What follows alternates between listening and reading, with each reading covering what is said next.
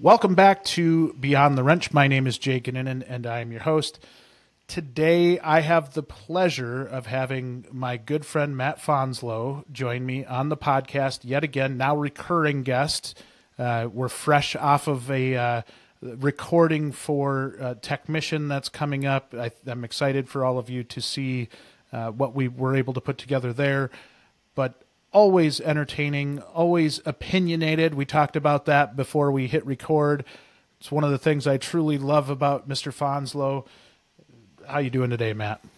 Very good. How are you? Good.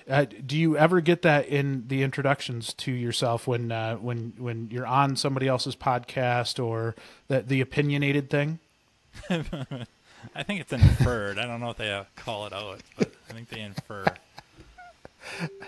So what's new? How's the podcast going? How's shop life going? How's everything? The shop's very, very busy, and the podcast, I mean, they're still letting me do it. They haven't told me I'm done yet, so I take that as a good thing. For those that haven't listened yet, the name of the podcast and where they can find it at. It's Diagnosing the Aftermarket A to Z, and I think you can find it everywhere. Everywhere. Yeah, I think any listening app, they come out on YouTube eventually, stuff like that. So I think pretty much anywhere you listen to a podcast, you can find it.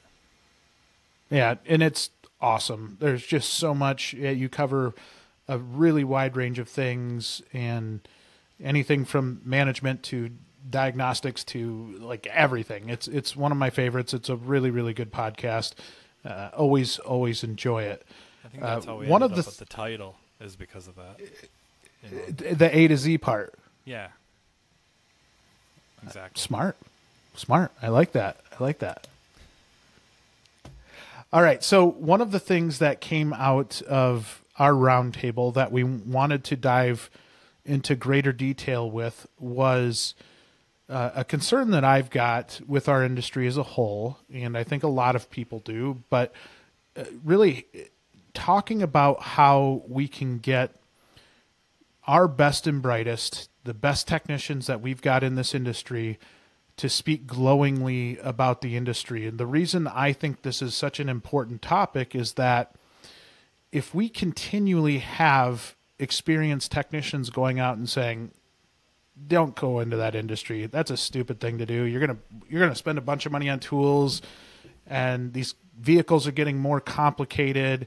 There's a lot of things working against you. Just don't do it. And, I've had so many conversations over the last, especially few months, it feels like even more so, where we hear those technicians speaking up. And obviously, if you go look at a Facebook group or any group, a Reddit group, which if you haven't gone and checked out the Reddit groups, there's some fantastic Reddit groups out there. But common theme is, at times, it's not the most positive message about becoming a technician, is it? No, not at all. And I think years ago, very well earned. We earned it, or whoever our forefathers earned it for us. Because you're the one speaking up, especially those veteran techs, are they're bitter. It's been many years of, I would, arguably mistreatment. And I don't mean evil shop owners leveraging their position against their employees and their technicians. I don't know that it's so much that. I'm almost certain it isn't. Because there's a lot of shop owners and managers that they weren't killing it either. They were not making bank. A lot of them were relying very, very heavily on the sale of their business to make their retirement possible. So they didn't have enough money to save for their own retirement.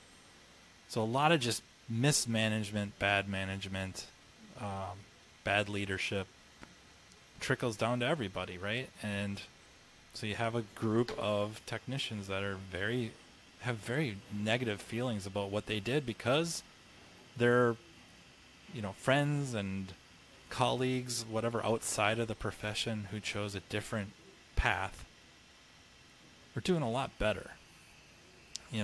whether it was in a skilled profession or not. It's easier to pick on skilled professions because it's kind of what we are. And their electrician buddies and their carpenter buddies, even though their backs are wrecked, most likely, their plumber buddies, they were doing pretty well, right? The wages typically were higher, benefits were there, the requirement for their own personal financial investment in the equipment to do the job they were hired to do was nothing like ours, if not non-existent. And we had all that. That was our culture, and that's changing. I think it's changing because it has to. If we want to keep good techs, we can't keep paying them under where they could leave and use a fraction of their skill sets to make more money. And we can't have them keep buying more tools and equipment all on their own, unless they want to. I mean, it's a free country. Yeah. If you want to, go for it. But we're not requiring it. If you need this tool to do this job or these jobs, the shop will get it. Or we'll have some sort of a reimbursement program or a tool allowance, something to take the financial burden off the tech. And I think I've said it before, I don't know if it's a term worth repeating or phrase, but I think there has to be an understanding between employers and employees that the employer is going to try to put as much expendable income in their employees' hands as it possibly can, while the employees agree to do what they need to do, within the parameters of the shop's mission or the business's mission, but to create ethical profit, and if we get into economics, you usually don't throw ethics in along with profit, but I think we all understand we can't be screwing over the clients. So anything you can do to increase ethical profit, whatever that may be, it may be turning hours, it may be bringing in more clients, finding more stuff wrong with the vehicle, right? The main profit centers for a repair shop are the number of invoices or the number of tickets and the average size of those tickets. Those are the two big ones, if not the only ones. So whatever you can do to help increase those ethically, that's doing your job. And yeah, I think the more we do that, the more we get the best salesmen we could possibly have, or salespeople to possibly have for our profession, is veteran technicians telling young people, this is a great profession. This is a great place to work. This is a great gig. You'll never be without a job. You're going to make a really good living. I love what I do, and I do really well, and I get a bunch of vacation, and I can afford to do something with it. Stuff like that. It's great points that you're making, and I'm interested to talk through how the technician sees the profit now. And so often you saw that technician that was out there, and, especially if the owner of the shop shows up with a new boat or a new, something, and they're like, oh man, like I'm not seeing any of that. And so much of it, I think, comes down to the communication. I think the way that you stated that was really important, that the technicians come to terms with the fact that in order to get to where you want to be, our shop needs to be profitable and we need to be in a good position. And I think one of the things we've got to get on the same page between management and technicians on is I'll hear a lot of shops that will go out and get a coach, right? They go out and get a coach for them on how to run their business more profitably. And a lot of them are just fantastic. They've done some great things.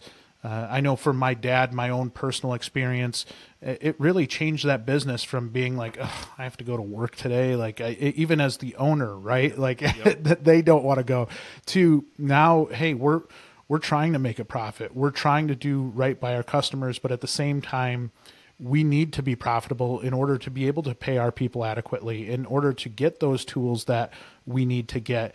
And I'll still hear grumbling from techs that, oh, this shop got a coach and now they're making us do inspections and now they're doing all of this stuff.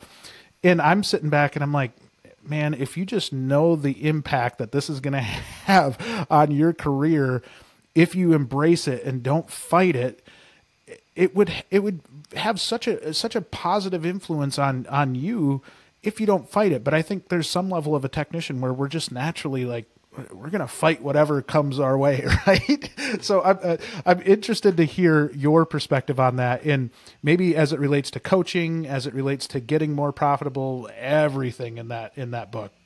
Yeah, I mean, I can go down rabbit holes with this stuff, but one thing is, I think it's a little bit of a, I don't know that it's human nature, but I do think in the United States, being kind of a first world country, we are pretty bad about not appreciating the good stuff. I think it's too easy for us to ignore it. And that's not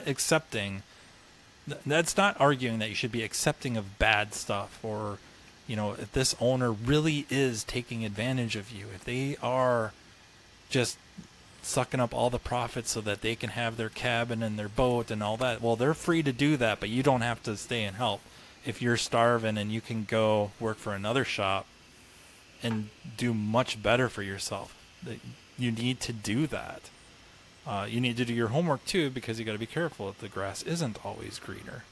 I think it's just a lot of awareness. Everybody needs to kind of cool down a little bit and open their eyes, open their ears, and start thinking about stuff critically. And I don't mean that like negatively.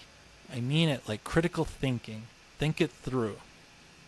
And you bring up vehicle inspections. Like, every car should be inspected.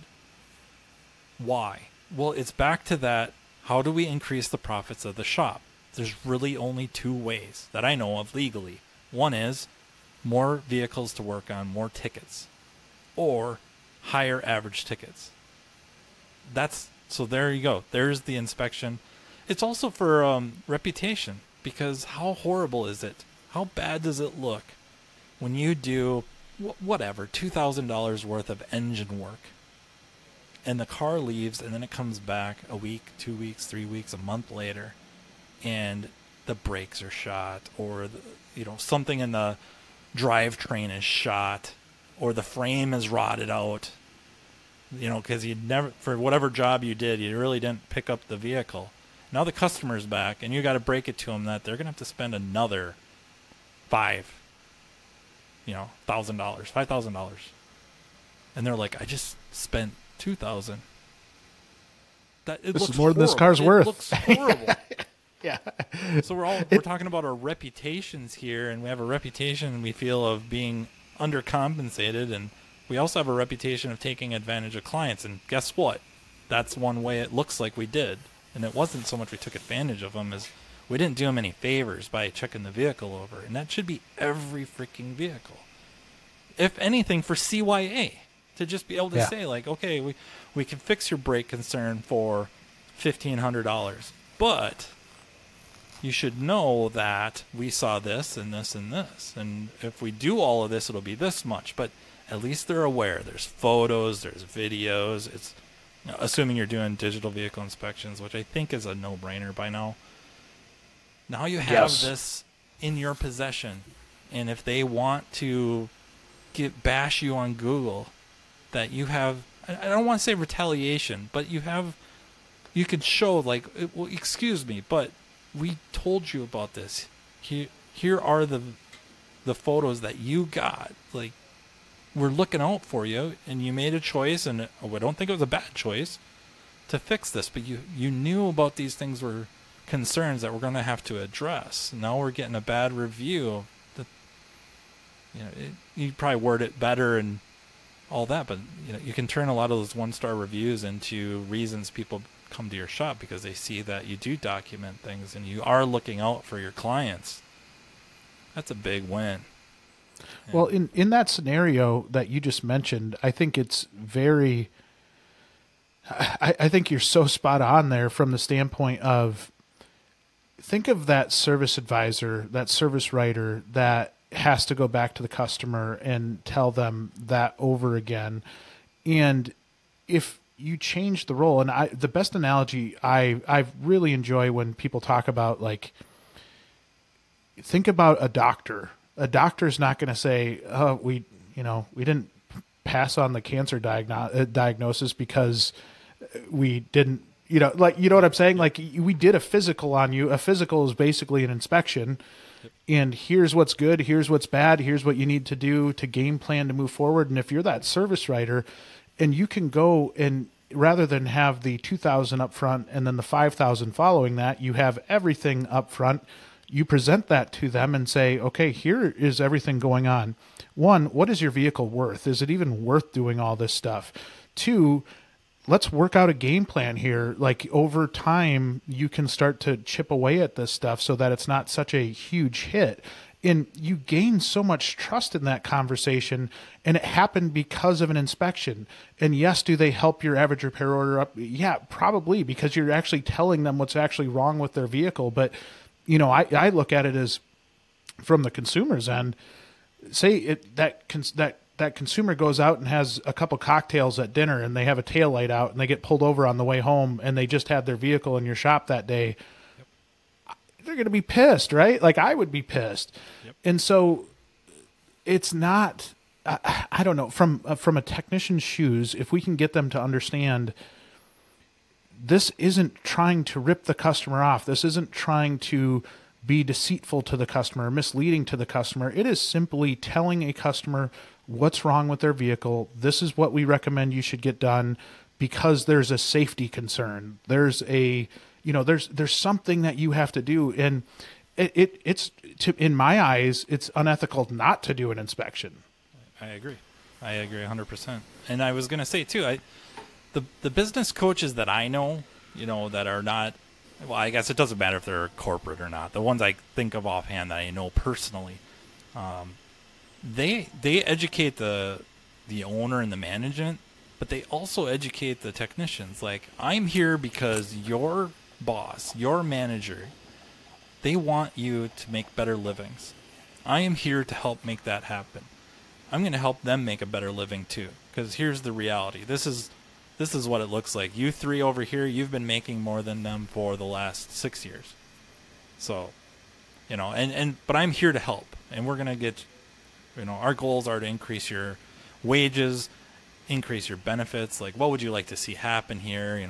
Maybe a younger person wants more time off. An older person wants better health insurance. I don't know. But right, better equipment, more equipment, updated equipment, more training. Like, okay, we're going to write this all down. This is the whole point. This is why I'm here. I want to make this happen. This is how we're going to do it. And they educate everybody, and they kind of motivate to a little bit, rally them up. And the best coaches do that. And even if you don't get a coach in there, I think if you just sit down with your team, with your employees, and just say, like, you know what? I don't know about you, but I'm tired of scraping. I don't know about you, but I'm tired of not being able to get this whatever scan tool or pay for all these updates. So this is a game plan, and I need your help. And not only so we can get this stuff, but also, your wages have not kept up with inflation. So I want to change that. And I've been talking to a few different friends, and they work in different professions of skilled trades, and they're all making in this realm, and it's like, I need to get you there and then hopefully higher, and this is how we're going to do this. And I think people will buy into that, and especially when they start seeing it happen. Now you've got, again, you're building up your sales force for the next generation of employees, technicians or advisors, whatever. Not to go into a whole circle of life type of a discussion, but that's kind of what it is you start this perpetual motion of improvement, constant improvement, something that you and I talk about a lot with Deming or the Toyota Way or Total Quality Management, Six Sigma, that all based on Deming's teachings. So if you guys get bored, look up W. Edwards Deming. I can't stress that enough, but yeah. Constant improvement. How do we just remove the obstacles from success, whether it's for the business or the individuals? It's and then I feel like we have to also mention that there are a lot of people that make a lot of money and they're still broke, and your employer, I'm sorry, they cannot take responsibility for that. You can always spend more than you can make. It's really, really easy. So at some point you might have to look in the mirror and go, maybe it's me. Technicians, have you checked out WrenchWay yet? WrenchWay is a free online community for automotive and diesel professionals.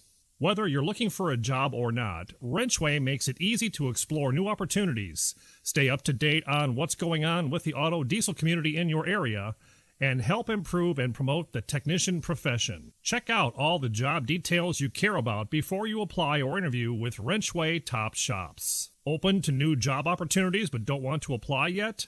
Create an anonymous reverse job post and let shops reach out to you. See what's going on in the industry and in your area through WrenchWay Shop Talk. Join the WrenchWay online community for free by visiting wrenchway.com or by downloading the WrenchWay mobile app. Links are in the show notes. I want to dissect this a little bit. So you have two different points here, and I want to separate the two because I think they're both worthy of conversation. The first being that conversation that you just mentioned, that you don't necessarily need a coach for that conversation. And the way that you just stated that is, I think so many shops, and it doesn't matter if it's an independent or dealer, any leader, if you go out into the shop and you have these conversations with your people and you say, hey, listen, I know you deserve more money. I agree. I want to help get you there. And then if you can follow that up with consistent meetings with them and saying, hey, this is where we're at. This is what we need to get to in order to get you higher paid and more benefits and more tools. If you have just that initial conversation, you can set the stage for so many powerful conversations. And so many times shops are talking to me about, how do we make our technicians more loyal to us? How do we make them want to stay here? That conversation right there would go a million miles for so many shops out there. Yep. And you got to back it up. Like, you can't be up there talking this trash and then never back it up with the pay increases or the bonuses or the revamped benefits, whatever that may be. Like, you can't be up there talking the talk. You got to walk the walk. But everybody's got to do their job to make that happen as well. And it's up to each individual owner or manager to decide if it's appropriate or not to open up the books. I will say in our case that it was a very, very sobering meeting for everyone when we showed them about how much just the expenses of the shop were without salaries, without certain costs, but just the cost to open the door every day and what we had to overcome just to break even. Was a very sobering meeting. And then kind of when you get to be a part of how are we going to increase those profit margins so that the shop can pay for all these things and your salaries and this and this and this. And it was I would say a very, very good outcome. Now there's a little bit of understanding. Now it makes sense. And also just realizing, like, the owner wasn't making as much as you think they were. Like, okay, the shop was, had $1 million in sales, and you have it in your idea or in your mind that you only made a small fraction of that. Well, guess what? Everybody only made a very small fraction of that, because that $1 million number doesn't mean what you think it does. So now let's show you what the real numbers are. And they were even if they're just ballpark, not wildly off, but just ballpark enough. If you're not comfortable giving them real numbers, and I'm not saying whether you should or shouldn't, that there's a whole new level of understanding how important it is to stay productive. How every little bit helps, how those inspections help everybody, doing good inspections, and how you present to people. So if we're going to get out of the technician's realm and into the front counter, like you were saying, like when we find multiple things wrong, you're not trashing the car, saying that your car's kind of a piece of junk. That you're showing them these concerns, but also building them up a little bit. That's like, the frame, the body are in great condition. We think the engine's mechanically healthy. The transmission seems really good. Like, this has got a lot of good foundation to build on. It's worth putting the investment into this because, the replacement value is this. So what if the car's only worth $5,000? The replacement value is $15,000. and you have it paid off. So if you went and bought a different vehicle, your payment would be this, you know, even if it's like $500 a month, what's that? $6,000 a year. Well, you don't need $6,000 worth of work. And I think our repairs will last more than a year. Now they leave with a whole different feeling about you, the shop, their car, and maybe they can't bite the bullet, get it all at once, but like you said, break it up and over the course of the year get these things all taken care of, and now you have this loyal customer and they trust you and it's all good. It comes down to that conversation and the transparency. And I know you said you can't say whether they should share or not. I am such a believer in transparency in everything that if you can get comfortable, and honestly, I think a lot of times it's just that first conversation because you're afraid that your team is going to come back and say, "Oh, you only make that?" Yep. Like, yeah, like it's not what you think it is. And if so many are scared to have that first conversation, but if you have that first conversation, you tough it out. And a lot of times you don't even have to be tough in that conversation. You'll get like some level of open eyes that you didn't get before, to where people, they start to understand the business and they start to understand different things that they couldn't in the past because you just don't share anything. Yeah. And when you tie it to that first conversation, man, there's some power in that. Yeah. And don't jerk them around. I mean, don't jerk your techs around or your employees around. Don't show them that you're making a smaller salary than them when you're taking draws, or which you should be able to. Don't get me wrong. Right. Like, but don't try to play it that you're making way less than they are, but you've got the new truck and you just put in a swimming They're pool smart. at the house. And, yeah. I mean, you know, just if you're going to be honest, be honest. I don't think most reasonable people have an issue with a hierarchy that's deemed fair. If you're the owner of a successful shop and you're making more than your employees, I don't think the employees are going to have an issue with that. Now, if they're now down near the poverty line and you're buying your second cabin in a different state, maybe they'll have an issue. I don't think a reasonable person wouldn't have an issue with that. You yourself might have to look in the mirror and go, if I were working for me, would I like it? And if the answer is no, you got a problem. But on the flip side, don't pull that whole like, oh, I only made 30 grand this year, yet the shop really pays everything else because you're playing whatever game that's totally okay to play. Like, I think everybody gets it, but don't try to dress it up as like, you guys are doing so good compared to me, when they really aren't, you know. And if it is they really are doing well compared to you, then be honest about that too. I mean, holy cow. Just be honest.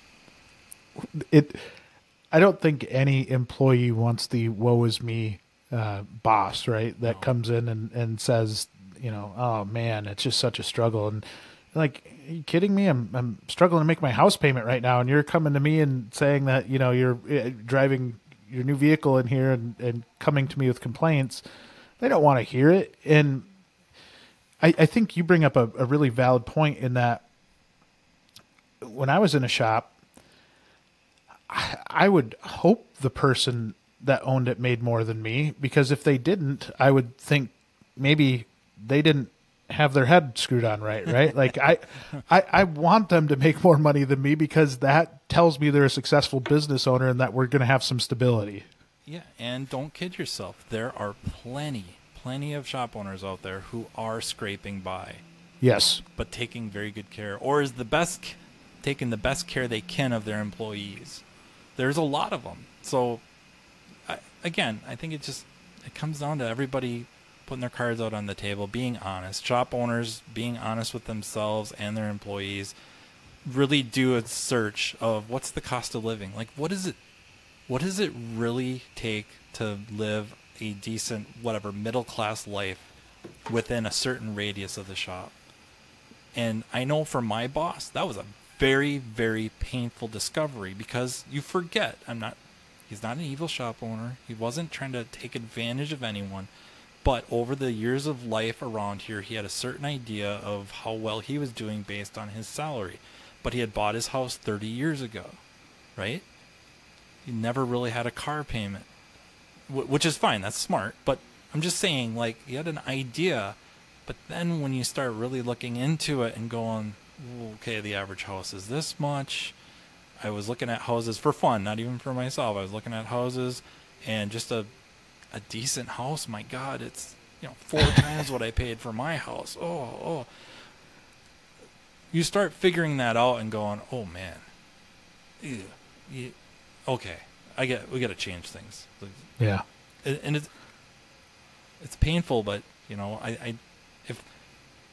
if shop owners who were technicians would approach their businesses similarly that they did with cars, with the diagnosing them and going through a process of figuring out issues and how to make something better, even a high performance, more air, more power, well, more money. They approached it that way. They'd find that some of those skills translate. They might have to educate themselves a little bit, spend more time with their accountant getting brought up to speed on certain things, but it can change everything for the positive, for everybody under the roof of the business. It's not just that business, it's the entire industry, right? Like we have to level up the entire industry to make this happen. And I also think I've had several conversations with technicians over the years that when that shop, going back to that conversation that you talked about, I've had technicians say, hey, you know what? This other shop is offering me significantly more money to go there, but I love this guy. Like I'll go to battle for him because he is looking out for me. It's not all business. It's not all that, when they have that conversation and make themselves open up a little bit, that means so much to so many technicians when that happens. And, I again hear from a lot of shops that are like, how am I supposed to keep these techs? Like, what am I supposed to do here? And I'm like, be open with them and talk to them and tell them what your problems are. And not in a way that is woe is me, but just here's current situation. We're going to be fine. We're in a good position. But in order for us to grow, we need everybody. We need you guys. We need everybody to be on the same page. And it's hard to be on the same page if you're not looking at the same stuff, right? And in order for that transparency to be really effective, it helps just get everybody on the same page. I agree. And you brought up a really good point about trying to raise up the industry. Try to start setting the standard in your region or your area, like where now all the other shops are kind of looking to you going like, well, how are you doing that? And profit, it gets such an evil people define it as evil, or associate it with something evil, and yet the profitability of the business allows the business to do a lot of neat things for themselves, for their employees. Like I'm thinking we have to expand our ideas of what that means. We're competing against other professions, not just the skilled trades, like the people we need to do this job. And that's really vague. I think we have to stay that way, but they can go work for an app company, or they can go work in an office and make as much or more. And then the companies are more able to do flex time, or they're more able to do, you show up to work on a Friday, it's a beautiful day, and there's a bus sitting out in front of the office, and you walk in and the manager's there with a big smile on their face saying, we're not working today, we're going to the ball game, we're going to the go-kart track, we're going, whatever, something. Shops have to start thinking that way a little bit. And it's tough, but they have to start thinking that way. And it's going on with what you're saying, that you have to give people enough money to do what they need to do, to pay their bills, save for later, get their vacation time and go on a family vacation, stuff like that. They have to have the means. And then after that's met, it's probably a lot less about the dollar amount. Now it's these other things. It's paid time off, or there's a shop owner, and not so much a shop owner, there's a tech I know that will never leave the shop he's working at ever, because he is getting paid okay. He's getting paid enough. He's getting paid well. He could make more, but his youngest daughter had leukemia and was in the hospital for, I think, like 3 weeks. Never missed a paycheck. Wow. That paycheck kept coming. Nobody said nothing. He didn't have to call and say anything. That check kept coming. And when he comes back to work, whole new attitude on everything. Not just, after what his daughter went through, but also what the owner did. And the owner, I will accept your thanks, but I don't need it. You're a valuable asset here, and I'm happy we could do this. Like, you didn't say it in so many words, but the shop's profitable enough that we can do this. This is what we needed to do. Everybody was happy to be able to do this. Your fellow technicians were willing to help if they needed to, put in some overtime. They didn't have to. That he'll never leave. That's the impact stuff right there, right? Like that's telling me as a technician that you do genuinely care about me, and I'm not just a number. I think the impact that type of situation has is so profound and so just awesome, right? Like when you see that, that's, there's a lot of shops that say your family, but that proves it. Like that is the next level.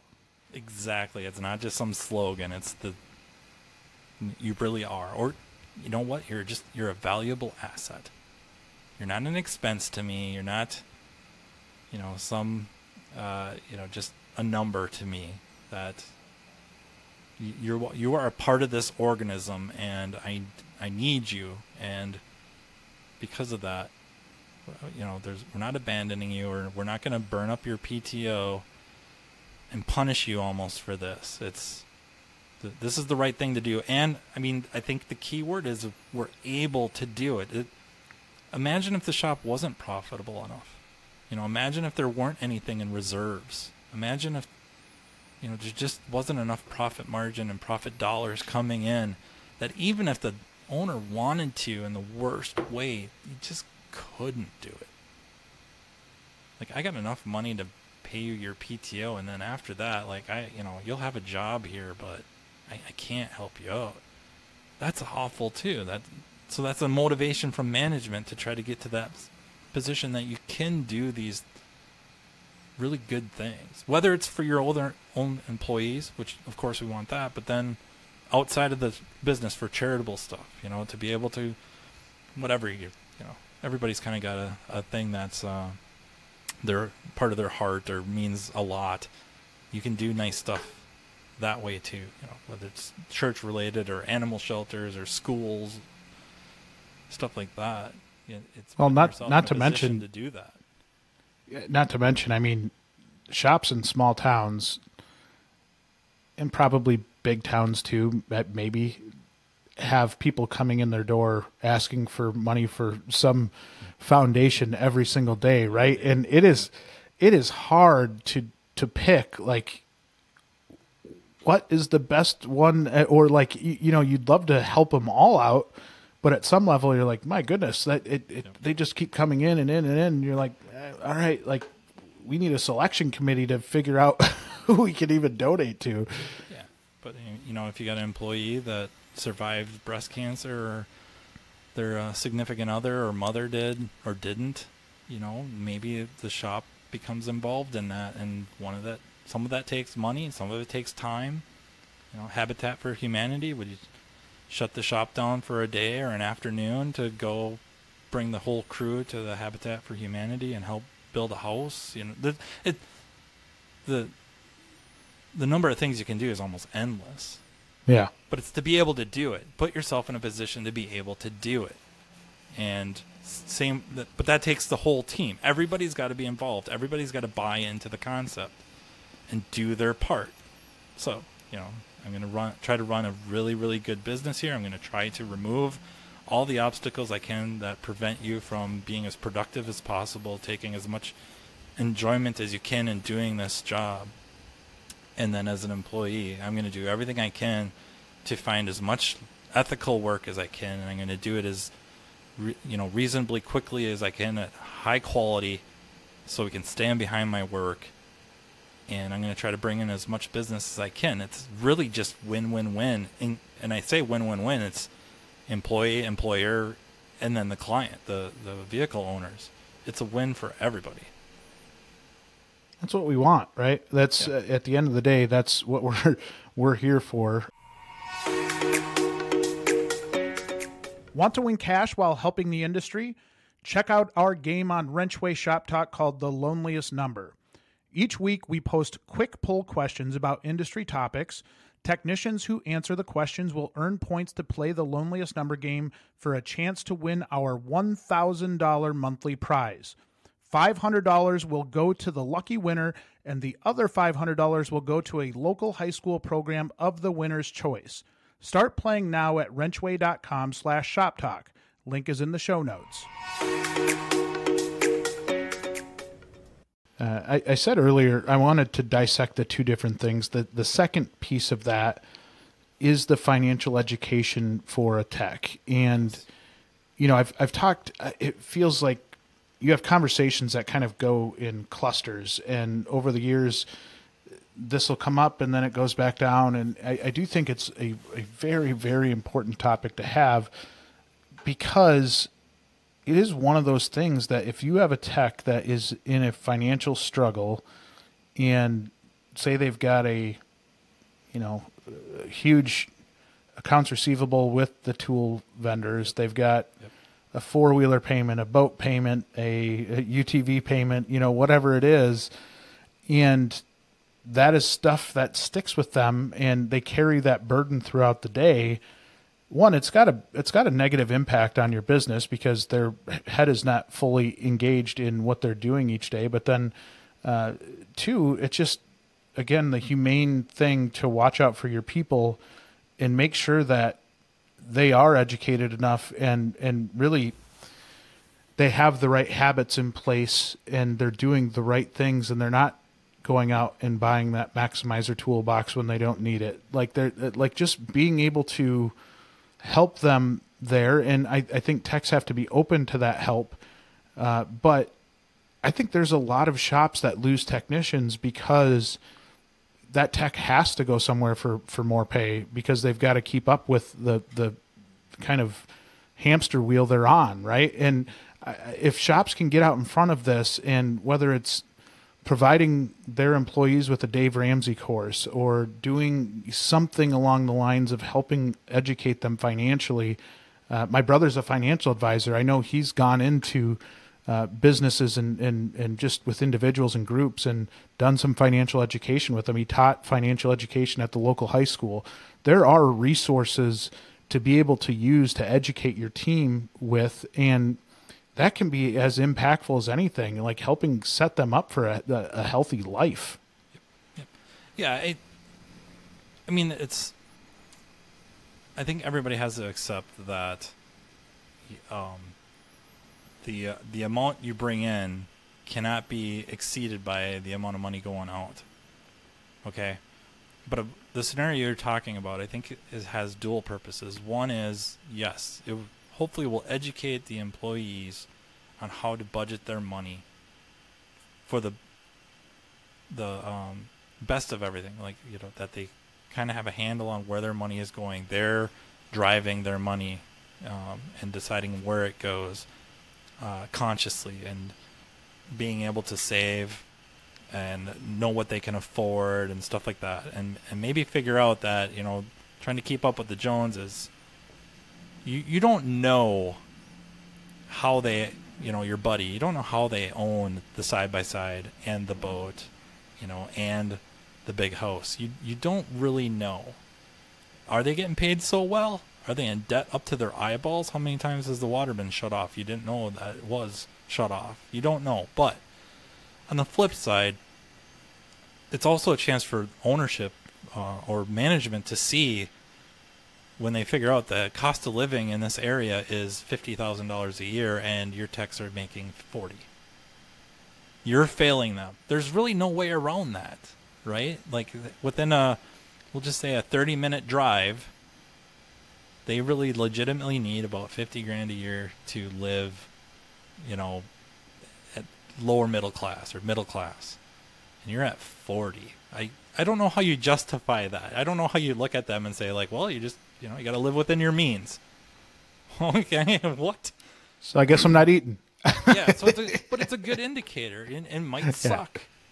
On the flip side, you may learn that, hey, the average or the cost of living here is really about 50 grand. And my people are all making 70, but he's broke or she's broke. And then you got to go through and you find out like a lot of bad decisions with credit cards or the tool trucks, or you weren't ready to buy this vehicle yet. I know you wanted it, you weren't ready, and then they have to go through some tough stuff where they're gonna have to liquidate and get their finances under control and learn a hard lesson that as much money as you make, you can always spend more. And and they can go see if they can go work somewhere else for more money and maybe get ahead of it. But usually what happens is if they do find this place where they're going to make more money, they just end up spending more anyways, and they're still in the same situation. So it's, there's a lot of personal ownership that needs to go on from everybody. The owner of the business, the management of the business and the employees. Like you got to look yourself in the mirror sometimes. You got to try to be straight with yourself. Probably before everyone else. You're the easiest person to lie to. You can lie to yourself better than you probably can lie to anybody else. But you got to recognize that and start being honest with yourself, and it'll be easier to be honest with everyone else. Because, in many cases, you really don't have anything to hide. And any conversation that you're really built up in your head is going to go really bad. Like if you go and sit with your boss and say, like, I need more money. Look at this, and you have it built up in your head that they're just going to kick you out the door. I don't know how often that ever really happens.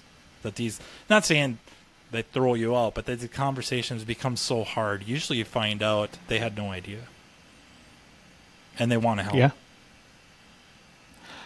I think you're right. And again, the communication side of this is so important. And to go beyond communication, talking about trust, right? And full circle, I think a lot of technicians question that inspection process because they don't trust somebody, or they don't trust that they're doing it for the right reasons. And in the back of their mind, they're justified for being very upset with it, when in reality, maybe the owner is doing it for the right reasons and really is doing it to make a better shop and a better life for you. But if that's not properly communicated and you're not having those conversations, it's really easy for somebody's mind to go wild, right? And I think we're all guilty of that, when you don't know something, the anxiety just goes crazy, and then you make assumptions in your head, and it leads in a whole different direction than what is reality. Yeah, you write a novel of what could happen, and you won't go do it. And at some point, it's like you finally break down, and you go, "Hey, boss, can I have a few minutes?" Yeah, sure. And then you're scared to death to start talking, but then you do, and you find out, like, hey, they're human too. They've been there, done that, or they had no idea, or they have a good bit of advice. Maybe it isn't what you want to hear, but it's what you need to hear. That can happen too, right? It's, you got to have the conversation, and vice versa. Same with management. A lot of times they fear pulling that employee in. They're scared to sit down and talk to them because they'll fly off the handle and go lock their toolbox and leave. And maybe they will, but you got this whole story, this whole narrative, all designed and written out in your head, and then finally you bring them in, and oh wow, they're much different. It's much different than you thought it would go. They're much more receptive. They didn't realize it, or they didn't think about it from that perspective, and I don't know. Just gotta open your mouth sometimes. What advice do you have for that technician that's out there that they want to start a conversation, and maybe they're just really anxious about the way it's going to go, and they've had that story in their head of the boss's reaction and how it's going to be confrontational, and in reality, for the most part, it doesn't happen that way at all. but how do you even start the conversation? I love what you just said. Hey, boss, do you have a minute? Like, what's a good approach to going in and having that conversation when you're terrified? I mean, it depends on the what the conversation would be centered around, but to have a little bit of data to back you up. So there was a time where I really felt like I deserved a pay raise, and not just a small cost of living type, like something significant. And I was worried that he might just say, like, well, if you don't like it here, go try to find somewhere else better to work, because I think I treat you pretty darn well. And so I spent a lot of time collecting data, and I had access to stuff to get data. So I had access to my hours and just like shop profitability over time, and you could see there was certain very big indicators of my effect on the overall performance of the shop. And so I went in there with my cost of living calculator. I went in there with just comparing what my income was like 10 years ago at the time I talked to them versus now. And even though the dollar amount was higher, my actual power of my dollar was way less. So my actual spendable income was quite a bit less than it was 10 years earlier, even though my dollar per hour was a fair bit higher. And I didn't go in there guns a-blazing. I didn't go in there ready for a fight. But it's like, I think I have a good argument here. I think I have a strong position to ask this. And I didn't expect him to cave. I didn't expect him to just, oh, wow, you're right, like that day. And it didn't, right? He had to look that over. He had to think about that. I think he had to go look himself. And then kind of like that realization, and then came in or had me come into his office and sat down, like, well, you know, I know we got to do something.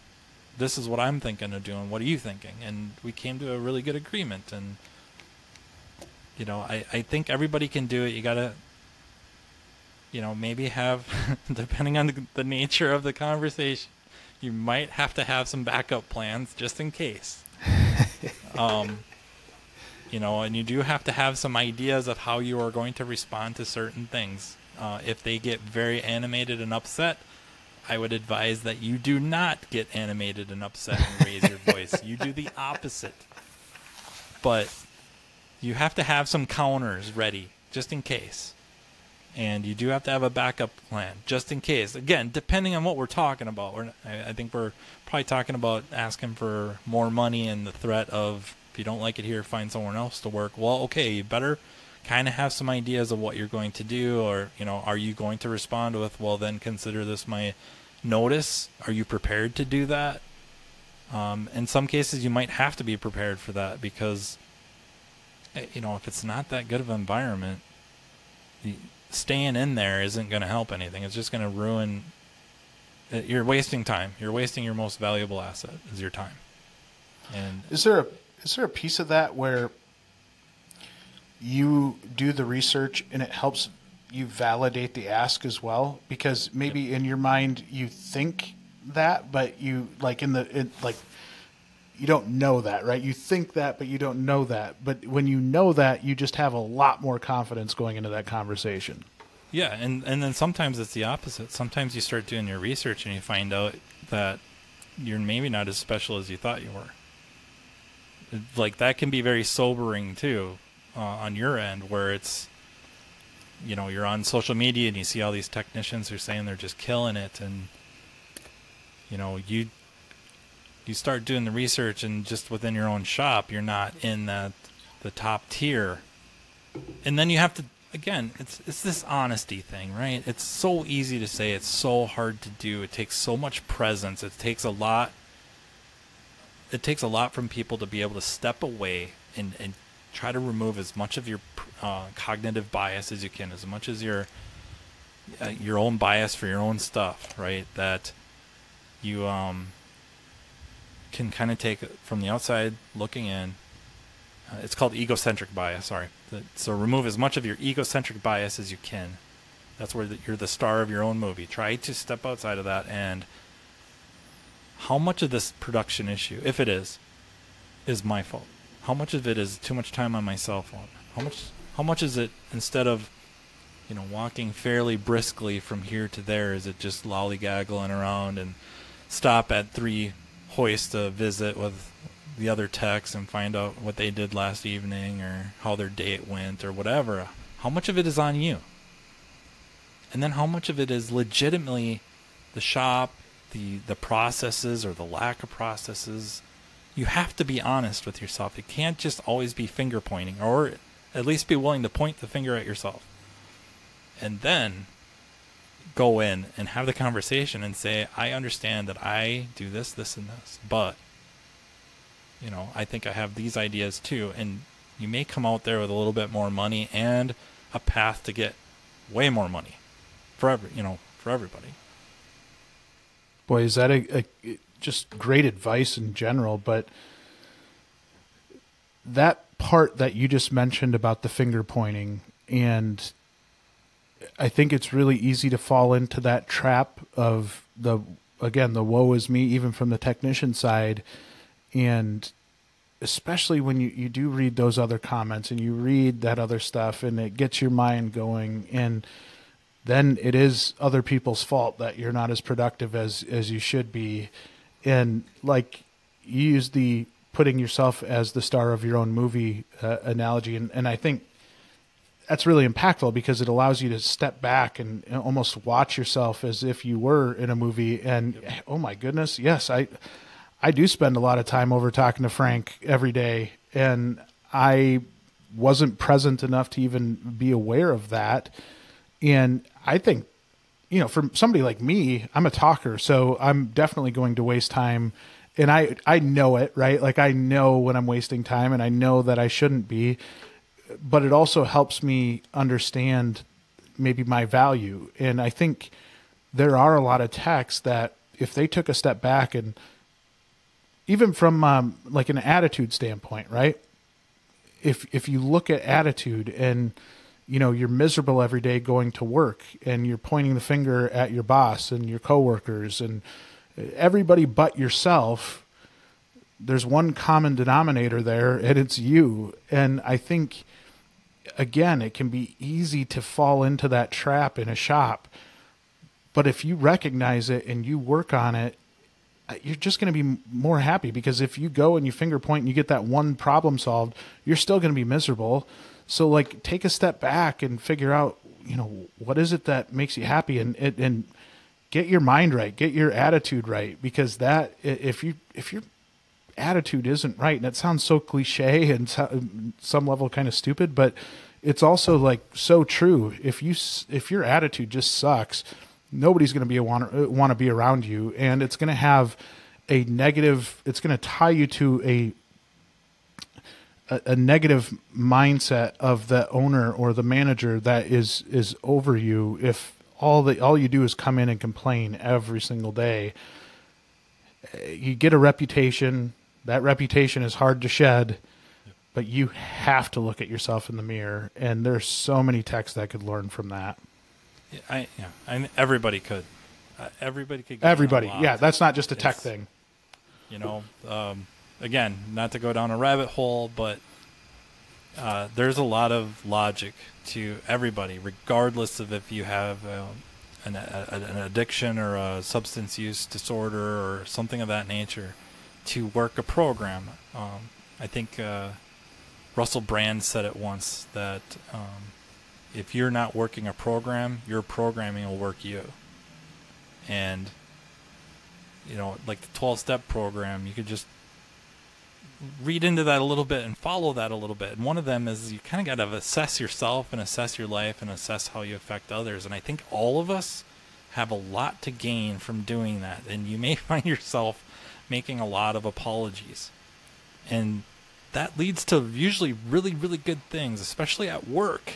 If you're apologizing to coworkers or managers, and vice versa, if you're a manager or owner apologizing to clients or employees for your transgressions or your contributions to certain things, it's almost immediately positive.